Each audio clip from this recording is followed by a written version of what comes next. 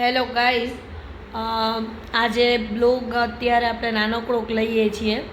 અત્યારે વાગે છે રાતના 10 અને 19 તારીખ છે. હવે મારે પહેલી એક વસ્તુ કહેવાની હતી કે જે પ્રમાણે વાત કરી હતી કે ઉપરા ઉપરી બે નજીકના લગ્ન આવે છે, એમાંથી પાર્ટ 1 જે કર્યો બરાબર, કે ત્યાં પહોંચ્યા અમે લોકો એ ડેસ્ટિનેશન ઉપર.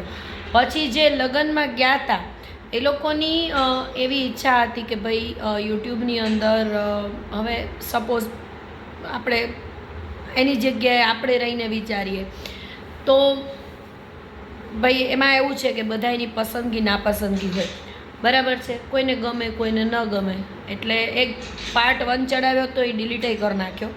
એટલે પછી આગળના પાર્ટ 2 ને એમ આવવાના હતા, એ ન આવ્યા. પણ હવેના જે લગ્નમાં જવાના છે, જે બીજા લગ્ન છે એની માટે અમે લોકો જવાના છીએ. એની બધી તૈયારીઓ ચાલુ જ છે ઘણા ટાઈમથી. આજે નાનકડો એવો બ્લોગ આની માટે જ લઉં છું, કહેવા માટે કે તમને બધાને થશે કે પાર્ટ 1 જે અપલોડ કર્યો તો એ ડિલીટ કરી નાખ્યો, પછી આવતા નથી પાર્ટ 2 કેમ. પણ આવું કારણ છે.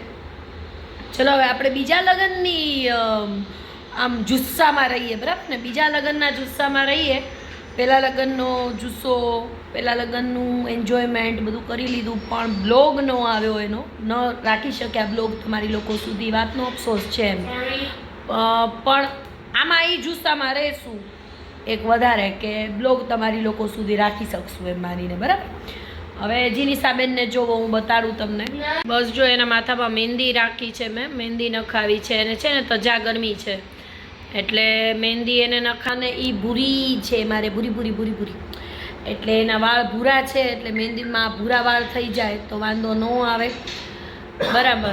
અને ઠંડકથી થોડુંક તજા ગરમી શરીરની માથાની હોય તો નીકળી જાય.